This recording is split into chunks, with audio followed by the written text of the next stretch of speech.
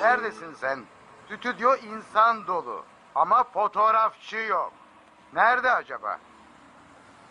Uzaylılar mı kaçırdı? Yoksa Loch Ness canavarı mı yedi? Ateşli bir randevusu mu var? Böyle iki küçük kutu alıyoruz. İçinde basit bir devre var. 1-2 diyot, osilatör, EPROM, rezistörler ve kapasitörlerden oluşuyor. Temelde bu kadar. Birini alüminyum folyoyla sarıyor ve topraklanmış bir Faraday kafesine koyuyoruz. Diğerini de masanın üzerine koyuyoruz. Masada 4 yetkin meditasyoncu oturuyor ve derin bir transa giriyorlar. Çevreyi temizliyorlar. Akıl temizleme yöntemleri ve niyetleriyle orayı kutsal bir yere çeviriyorlar. Sonra dördünden biri cihaz için düşünülen niyeti söylüyor. Niyet bir hedef deneyi etkilemek. Mesela saf suyun pH değerini tam 1 derece arttırmak veya tam 1 derece azaltmaktır. İşte biz bunun için uğraşıyoruz. Bu cihazları tüm bu deneylerde kullandık ve sağlam bir başarı elde ettik. Meditasyon sürecinde belirlenen niyet söylendikten sonra bu niyet dördü tarafından farklı yollarla 15 dakika kadar tutuldu. Sonra öyle olsun denip bırakıldı. Ardından cihazı mühürlemek için ikinci niyet belirtildi. Folyosuyla birlikte cihazlardan birini aldık ve yumuşak bir zarfa koyup 2000 mil ötede Minnesota'daki laboratuvarımıza postaladık. Oraya varır varmaz topraklanmış Faraday kafesine girdi. Ertesi gün aynı işlemi kontrol örneğine yaptık. Deney yapılırken biri cihazı alıp götürdü ve deneyin hemen 20-30 santimetre kadar yakınına koydu. Sonra da bir süreliğine açtı. Evet, işte hepsi bu kadar. Aynı zamanda burada başka bir olguyu fark ettik. Bunlara niyet kaydeden elektrikli cihazlar diyoruz. Bunların sürekli kullanımı bir şekilde ortamdaki simetri seviyesini artırıyor. Ve yeni fenomenle karşılaşıyoruz. Yani cihazlar işe yarıyor.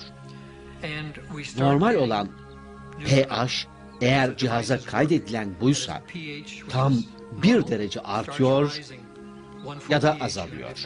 Artı ya da eksi yarım pH değişim olursa ölürsünüz. Ve bir insan için anlamı işte budur. Rastgele olay üreticileri elektronik yazı tura atarlar. Bir tür rastgele olay üreticisiyle 1960'lı yıllardan beri 40 yıldır yüzlerce defa yapılan bir deney var. Rastgele olay üretici rastgele bit dizileri üretiyor. Yani sıfırlar ve birler üretiyor. Tıpkı yazı tura gibi. Biri düğmeye basınca 200 bit birden üretiliyor. Düğmeye basana şunu söylüyoruz: daha çok bir çıkarmaya çalış. Bu konudaki yüzlerce deneye, tüm yayınlara bakıp tek soru sorabiliriz: daha fazla bir ya da sıfır istenmesinin bir etkisi oluyor mu? Cevap da şu: evet, etkisi oluyor. Her nasılsa niyet ve bu makineden alınan değerler arasında bir ilişki var. Yani daha fazla bir isterseniz makine bir şekilde daha fazla bir üretiyor. Kendisi de tamamen ihtiyari ve rastgele bir süreç olan kuantum fiziğinden bahsedilirken dikkate alınmayan şey insan düşünce ve niyetinin olağanüstü etkisidir. O.J. Simpson davası görülürken birçok insan televizyondan mahkemedeki dramı takip ediyordu. Ve Radin mahkemedeki dramın güçlendiği anda etrafta çok miktarda niyetin varlığını sezdi. Duruşmayı izleyen psikologlar tuttu. O sırada Radin, rastgele sayı üreticilerin davranışları üzerinde çalışıyordu.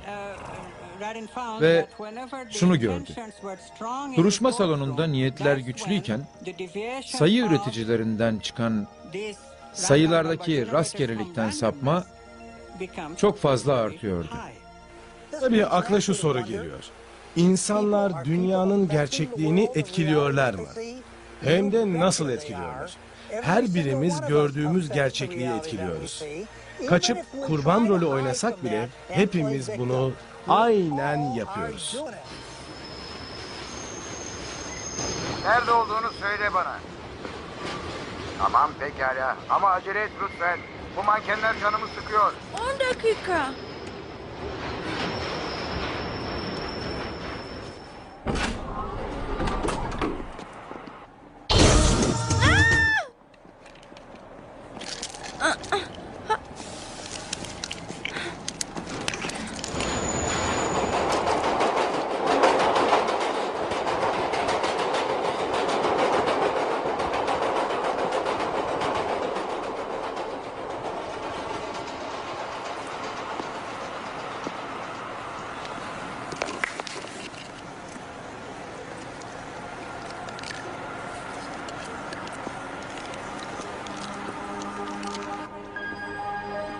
Metromuzdaki bu sergi Japonya'dan Masaru Emoto'ya ait. Bay Emoto suyun moleküler yapısı ve bu yapıyı etkileyen şeylere çok büyük ilgi duydu. 4 elementten etkiye en açık olanı sudur.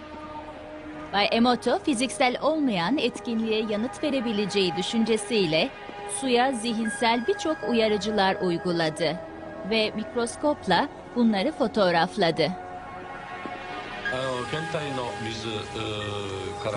Her su örneğini 50 ayrı kaba 0,5 santimetre küp ölçeğinde damlatırız. Sonra bu 50 kaba alır ve 3 saat boyunca eksi 25 derecede dondururuz. Donmuş örnekleri alır, eksi 5 derecedeki buzdolabına koyarız. İçeride kameralı mikroskop vardır. Burada 50 su damlasının ayrı ayrı fotoğraflarını çekeriz. Önce içine bilgi koymadığımız damlaların, ardından da bilgi koyulan damlaların fotoğraflarını çekeriz. Hepsinin öncesi sonrası fotoğrafını çeker ve farklarını karşılaştırırız.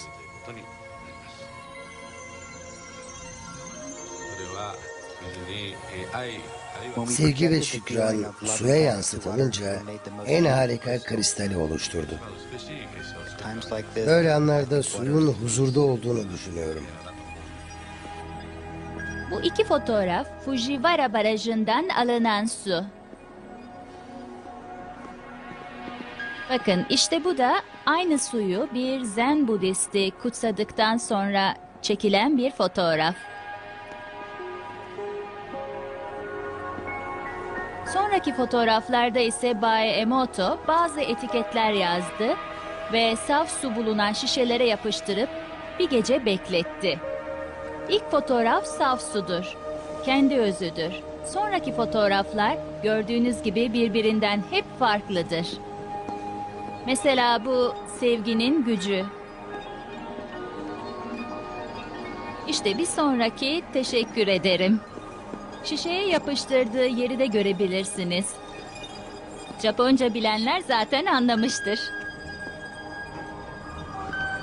Bay Emoto hepsinde itici güç olarak düşünce ya da niyeti işaret eder. Bunun molekülleri gerçekte nasıl etkilediği bilinmemektedir. Su molekülleri dışında tabii ki. Bu gerçekten de büyüleyicidir. Hele ki bedenimizin %90'ının su olduğu düşünülünce.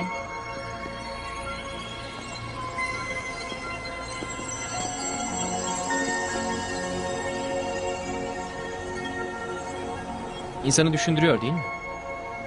Düşüncelerimiz suya bunu yapabiliyorsa, kim bilir düşüncelerimiz kendimize neler yapabilir?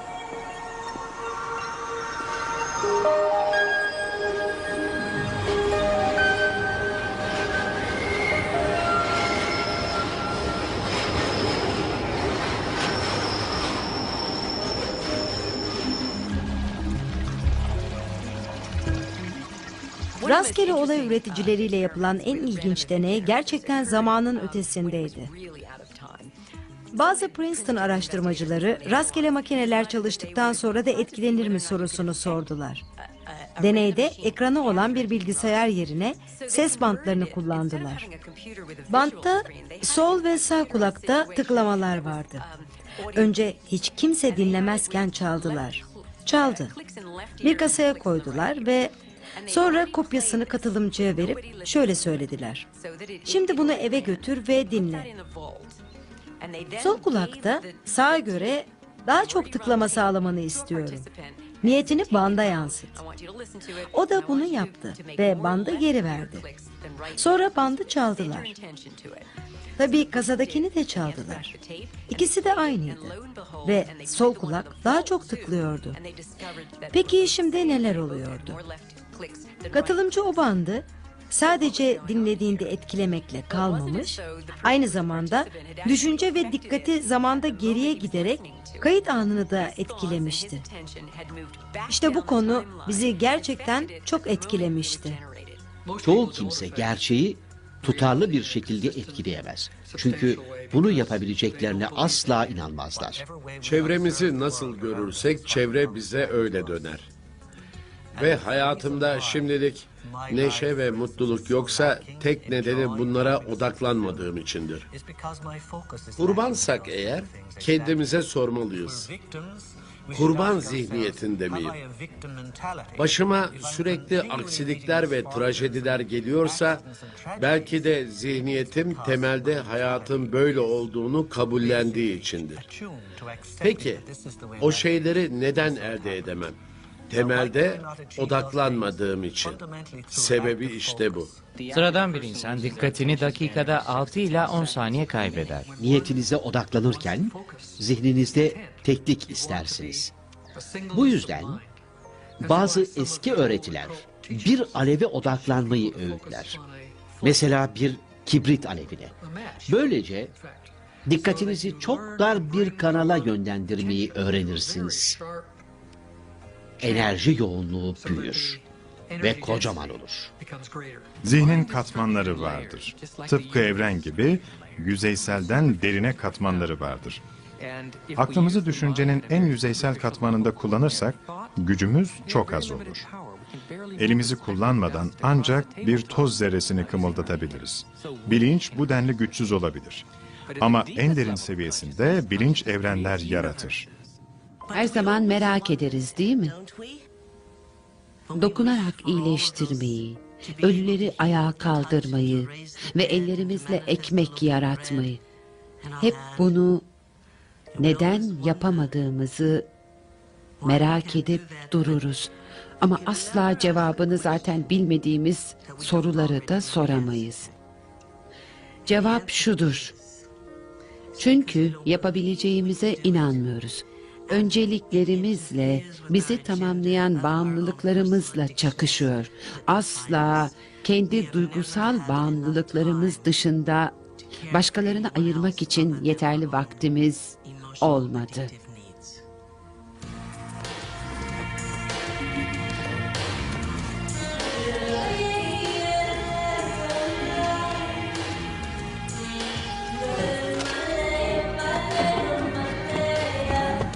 Merhaba. Çekimler nasıldı? Berbat.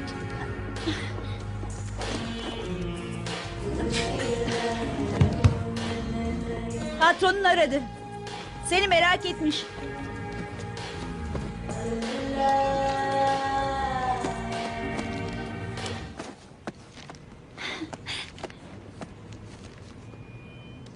Amanda, kalmama izin verdiğin için teşekkür ederim. Biliyorum, bazen çok olabiliyorum. Hem Bob'dan sonra da zor günler geçirdin. Ama bana hep iyi davrandın. Ortalığı falan dağıtıyorum. Gerçi sonra temizliyorum ama bu pek senin tarzın sayılmaz. Bazen aklımı başıma getiriyorsun. Ben mi? Birine akıl verdiğim gün başı dertte demektir. Her neyse, sana teşekkür hediyesi olarak bir şey vermek istiyorum.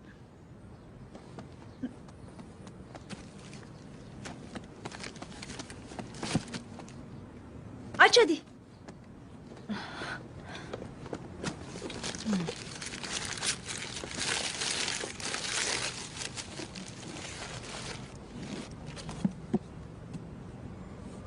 Bütün fotoğraflarına baktım ve en beğendiklerimi seçtim. Çok vakit aldı çünkü hepsi çok güzellerdi. Ve burası da çekeceğin o muhteşem fotoğraflar için.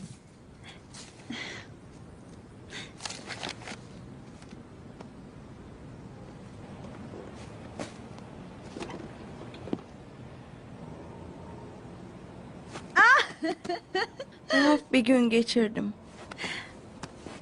Teşekkür ederim.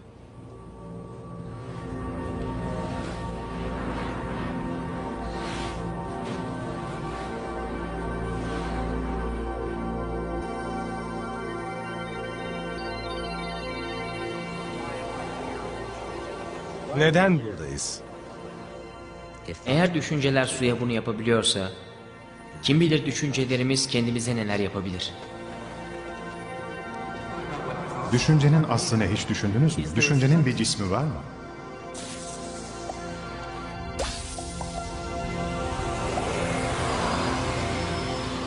Bu gördüğüm bir rüya.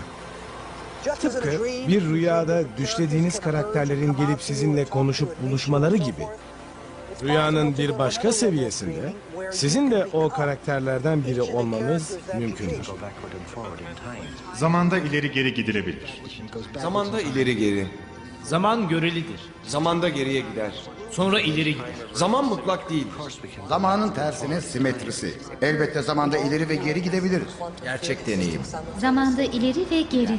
Zaman mutlak değildir. Zamanın tersine simetrisi. Farklı dünyalarda birden yaşıyoruz. Gördüğümüz makro dünya, hücrelerimizin dünyası, atomlarımızın dünyası, atom çekirdeklerimizin dünyası. Bunların hepsi bambaşka dünyalardır. Kendi dilleri, kendi matematikleri vardır. Yalnızca küçük değil, aynı zamanda birbirlerinden bütünüyle farklılar.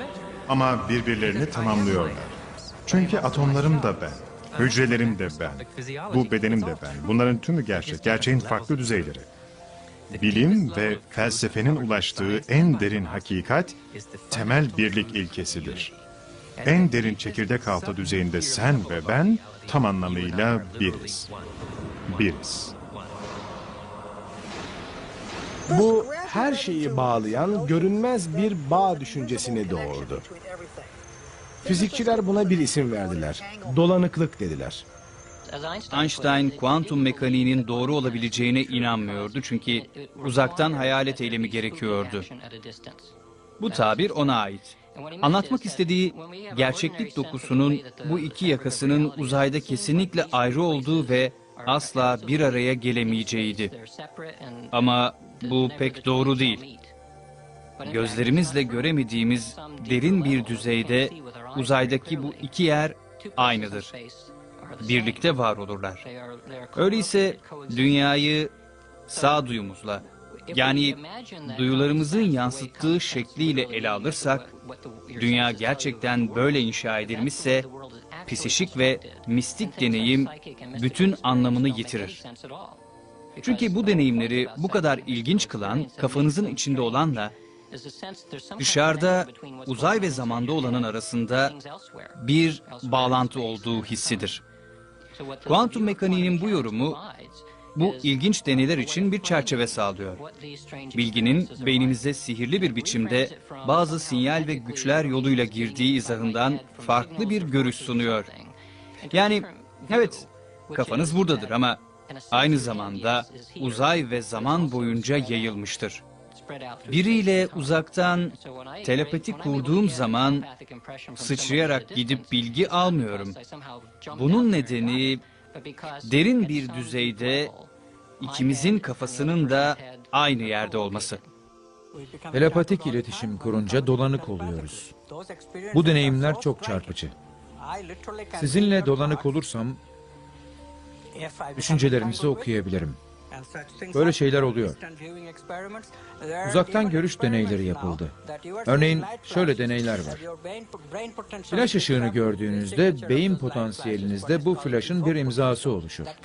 Bu beyninize bağlanan bir EEG makinesiyle ölçülebilir. Örneğin ben ötede oturuyorum. Flash yok. Sizi de görmüyorum. Ama yine de beynim sizin deneyiminizle doğrudan iletişim kurma niyetim sayesinde bana eş zamanlı olarak aynı potansiyelleri üretme yeteneğini sağlıyor. Deneyi ilk kez Meksika Üniversitesi'nde Jacobo Grimberg yaptı. Ve şimdi Londra'da Peter Fenwick tekrarlıyor. Gün, gün ışığı olmalıdır. Büyük düşüncenin başlangıcı olmalıdır. Sabah kalkarım ve bilinçli olarak günümü istediğim şekilde kurarım. Bazen aklım yapılması gerekenleri değerlendirdiğinden bunları sıraya sokup günümü sükunetle istediğim gibi kurmak zaman alır. İşte bakın, günümü kurarken hiç yoktan bir sürü açıklanamayan küçük şey çıkar. Bilirim ki bu yaratım sürecim ya da yaratımımın sonucudur. Bunu yaptıkça beynimde bunun mümkün olduğunu kabul eden bir sinir ağı inşa ederim. Bu da bana ertesi günü kurma gücü ve teşviği verir. Hepimiz kendi gerçekliğimizi yaratıyoruz. Çünkü gözlemci bizleriz. Kendi gerçekliğimizin gözlemcisiyiz. Ve hepimizin bilinci en inanılmaz şekilde bireysel gerçekliğimizi yaratır. Fizikçi oğlum Evan bunların eklendiğini söylüyor. Ben ve başkası ayrı gerçekliklere tutunuyorsak, örneğin bu hafta sonu rugby finali var, Eagles bir gerçekliğe, Patriots başka bir gerçekliğe tutulmuş. Bunların ancak birisi esas gerçeklik olacak. Burada eklenme ve girişme modelleri var. İşte gördüğünüz gibi. Kuantum fiziğini herkesin anlayacağı şekilde anlatırsak, gözlemlerimizin dünyayı doğrudan etkilediğini basitçe anlatabilirsek, insanlar gözlem yeteneklerini geliştirmeye koyulacaktır. Bakın, atom altı dünya gözlemlerimize yanıt veriyor ama ortalama biri dikkatini dakikada 6 ile 10 saniye kadar kaybedebilir.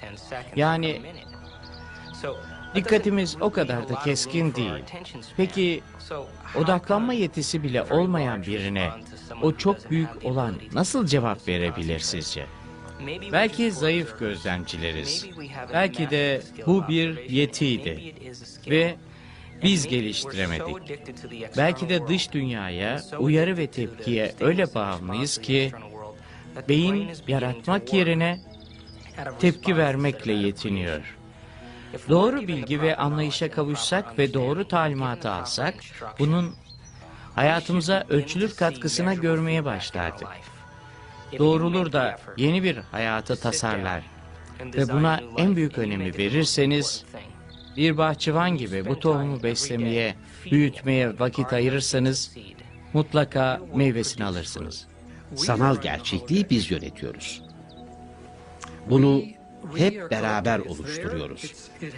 O kadar esnek ki hayal edebileceğiniz her şeyi yaratır. Yeterince bilinçli olduğunuz an niyetiniz o şeyin oluşmasını sağlar. Evet, peki bilinç nedir? Bilinç nedir? Bilinç tanımlaması çok zor bir şey. Bilinç nedir? Nereden gelir? İnsanlar bilinci tam olarak ne olduğunu ve bize ne ifade ettiğini, hatta neden bilincimiz olduğunu açıklamaya çalışıyor. Bunu izah etmenin en basit yolu kendimizden haberdar olmamızdır. Yani insan bu şekilde aynaya baktığı zaman kendisini mutlaka tanıyor. Ve başka birisi ya da bir hayvan olmadığını da anlamış oluyor. Bilim daha mı iyi anlar sanıyorsunuz? Bilincin sıcak bir patates gibi ele alınması gerçekten de zor bir durumdur. Bunu anlayamazsınız. Bilincin fizik ve kuantum fiziği denklemlerinin dışında bırakılmasının basit bir nedeni var. Çünkü işler böyle çok daha kolay yürüyor.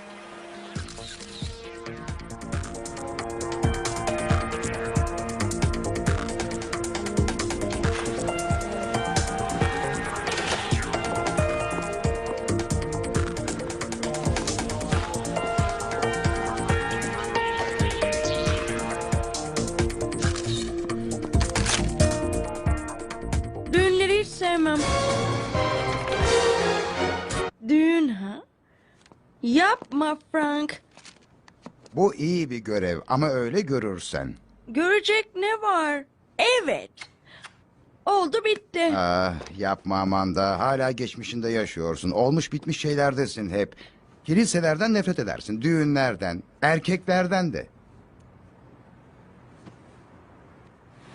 Bilinci tanımlamak çok dertli bir iş. Bence bilinç, yoğun maddeye giren ruhun bir yan ürünü. Ama uzun bir yolumuz var. Özellikle şu sorunun anlamlı olacağı yere kadar. Tanrı'yı bilecek miyiz?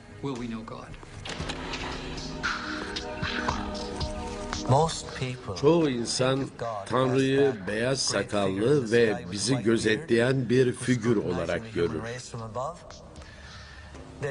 Dünyayı Tanrı tarafından yerleştirildiğimiz ve eşit şartlarda yarıştığımız bir test alanı olarak görüyorlar. Tanrı yukarıdan bizi izleyip diz üstüne skorları giriyor ve onun tasarladığı gibi miyiz yoksa onu gücendiriyor muyuz? Bunu hesaplıyor. Kesinlikle çok çirkin bir fikir. Tanrı'yı nasıl gücendirebiliriz? İnanılan türdeki Tanrı için nasıl bu kadar önemli olabilir? O bir durumu nasıl bizi ebediyen cezalandıracak kadar ciddi bulabilir ki? Bunlar garip fikirler. Ama açıkça görülüyor ki bunların insanların güvensizlikleri ve korkuları üzerinde etkisi büyük. Bu yüzden din, kasıtlı ya da değil, bu güvensizlikler üzerinde çok etkili. Kozmik hükümlerin sonsuz cezalarıyla korkutulunca insanlar hemen hizaya geliverir. Nasıl olur da 10 emirle zamanı ve mekanı aşan bir zihin yaratabiliriz? Hayır, bunu yapamayız. Hayır. Sonsuz olasılıkları hayal bile ettiremeyecek kadar duygularımızı kontrol etmekle meşgulüz. Belki de bu en büyük komplo. Bir insan dinin zincirlerine atalı uzun sürede geçse hala dinin kalıplarında yaşar ve bunu bilmez bile. Ama gerçeklik kavramları hep dinin şekillendirdiği gibidir. Bunu sisteminizden çıkarmadıkça asla evrimci perspektiften başarılı olamazsınız. Örgütlü dinin sorunlarından biri bu ayrılık hissidir. Sadece Protestan olmak iyidir. Sadece Katolikler doğru yolu bilir gibi. Bence şimdiki kuantum fiziği anlayışımız tam bir birlik anlayışı. O halde maneviyatı birlik hissinden türetmeliyiz. Manevi yolculuk şu soruyla başlar. Neden hep kendimi ayrı hissediyorum?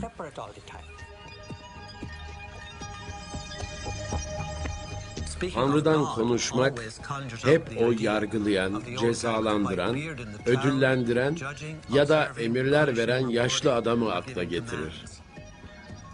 Bu yola girerseniz ruhsal evrim yolundan tamamen çıkarsınız.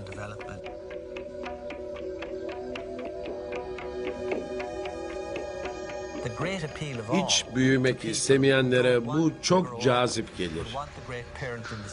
Yukarıdaki ailesi onlara baksın isterler. İsa benim için yapsın. İsa'ya inanırsam o beni günahlarımdan kurtarır, korur ve her şeyi iyi olur. Ama İsa benim yerime yiyemez.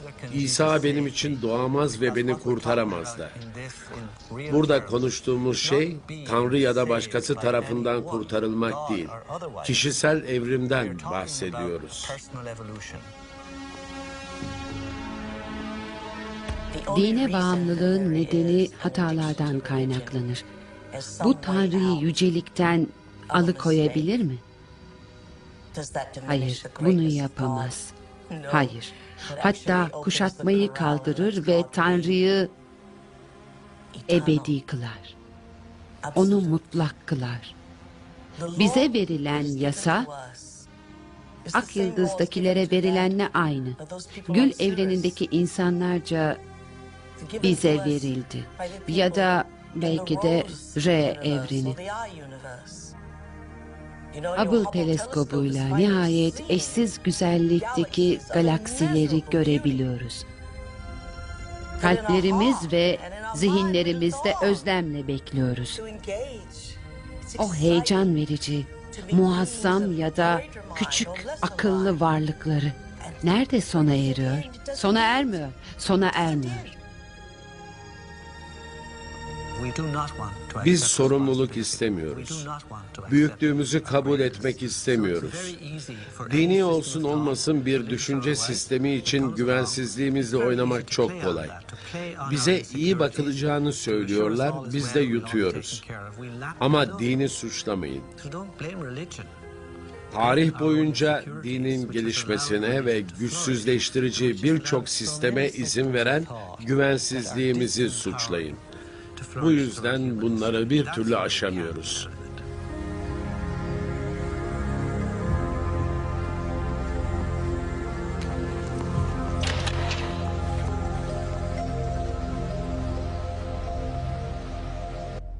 Ve işte huzurlarınızda Bay ve Bayan Richard Bach Filipovski.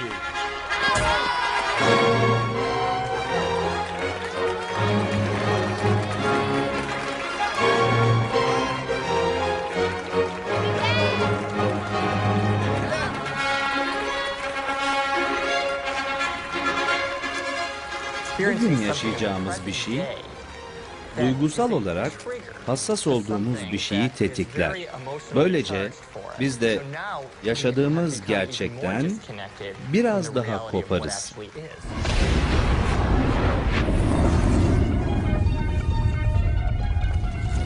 Yeni rüya, beynimizde şimşekli bir fırtına gibi. Sinaptik göklerimizden yıldırımlar düşer.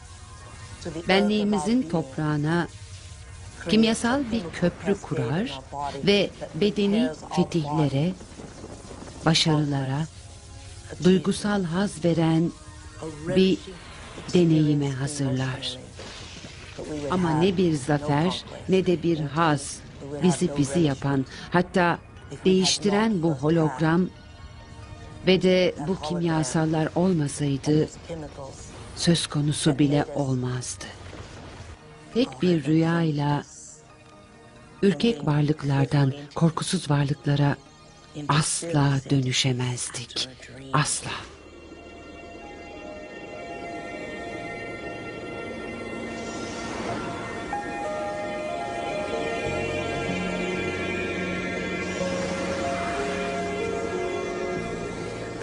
Alın lobu insan beyninin medarı iftiharıdır. Alın lobu. Bu alın lobunun sağladığı ayırt edişle aklımızı değiştiririz. Sinir sisteminin işleyişi ve kuantum etkilerini kullanışı çok net ve özeldir. Öyle bulanık ve belirsiz değil. Bu gerçekten de önümüzde özgür irade için koskocaman bir kapı açıyor bize. Ve ne modern bilimsel anlayışımızla ne de bizi hür irade sahibi hissettiren o özel izlenimle asla ama asla çelişmiyor bile. Bizi diğer türlerden ayıran şey alın lobumuzun beynin geri kalanına oranıdır. Alın lobu beynin niyet, karar, davranış, düzenleme ve ilhamdan sorumlu olan bölgesidir. Etrafımızdan bilgi alıp bunu beynimizde saklamamıza, böylece önceki karar ve tercihlerden farklılarını alabilmemizi sağlayan şey işte tam oradadır. Beyin nöron denilen minik sinir hücrelerinden oluşur. Bunların diğerleriyle birleşip nöron ağları oluşturan minik dalları vardır. Bağlandıkları her yer bir düşünce ya da anıya yuvadır. Beyin tüm kavramları çağrışmalı bellek yasasına göre kurar. Örneğin fikirler, duygular nöron ağında inşa olup birbirine bağlanır ve hepsinin diğeriyle olası ilişkisi de vardır. Örnek, aşk kavramı ve duygusu kocaman bir nöron ağı içindedir. Ama aşkı pek çok fikre daha bağlarız. Bazıları için aşk hayal kırıklığıyla bağlıdır. Aşkı düşündüklerinde ızdırap, kızgınlık, hatta hiddet anılarına maruz kalırlar. Her gözleme bir kuantum ölçümü gibi bakabiliriz. Bu kuantum ölçümü hafızayı üretir. Bir şeyi daima hafızanın aynadaki yansımasından sonra algılarız. İşte bize benlik duygusunu veren hafıza aynasındaki bu yansımadır. Beyin gördüğüyle hatırladığı arasındaki farkı asla bilmez. Çünkü aynı sinir ağları ateşlenir, birlikte örülen sinir ağları birlikte ateşlenir. Bir şeyi tekrar etme, hücreleri uzun süre bağlar. Eğer her gün sinirlenir, her gün didinir, her gün acı çeker, mağduriyetinize sebep bulursanız, bu ağı tamamen birbirine bağlarsınız. Ağ uzun süreli ilişkidedir ki buna kimlik denir. Bu yüzden stresten uzak durmalıyız. Şunu da biliyoruz ki ateşlenmeyen sinir hücreleri ağdan kopuyor. Kimyasal üretime neden olan düşünce akışını kesince kimyasal destek de kesiliyor. Ve bağlı sinir hücreleri uzun ilişkilerinden kopuyor. Zihinsel prova yapar. Ve bu yetimizi kullanırsak, beyin devrelerinin çabamızla geliştiği görülür. Diğer bir deyişle kolaylaşır. Bu fikri kabul edersek, ertesi gün bu pratiği daha fazla, kesinlik ve kabullenişle uygulayabiliriz.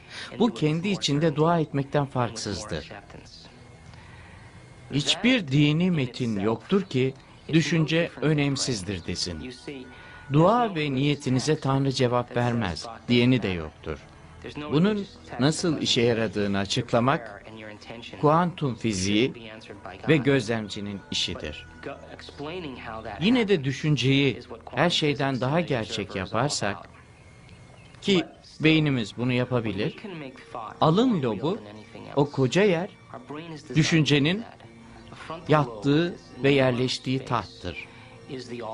Ve düşünceyi uzun süre tutmamızı sağlar. Uyaranların hacmini kısar. Zaman mekanın izini kaybederiz. İşte bu da kuantum alanına girdiğimiz ve düşünceyi her şeyden daha gerçek kıldığımız bir andır.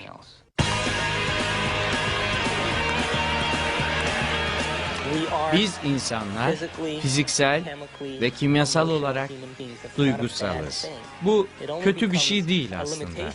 Ama her gün aynı duygu ve aynı tavırlara ulaşmamız bizi kısıtlamaya başlıyor. O zaman değişemiyor ve evrimleşemiyoruz. Her gün bağımlısı olduğumuz aynı duyguları hissedip de dolu dolu yaşadığımızı nasıl söyleyebiliriz ki? Aslında söylediğimiz şey, kim olduğumu yeniden onaylamalıyım. Şuraya gitmeliyim, şurada durmalıyım, şu olmalıyım, şunu yapmalıyım.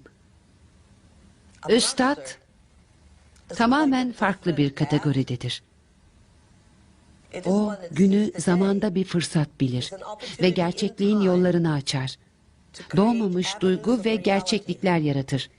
Böylece gün sonsuz yarınların tohumlarını atar. Bu sistem bu şekilde dönüp durur. Bu onun doğrusudur. Beyinde hipotalamus bölümü vardır. Hipotalamus küçük bir fabrika gibidir. Burada belli duygulara uygun belli kimyasallar üretir. Bu kimyasallara peptit denir.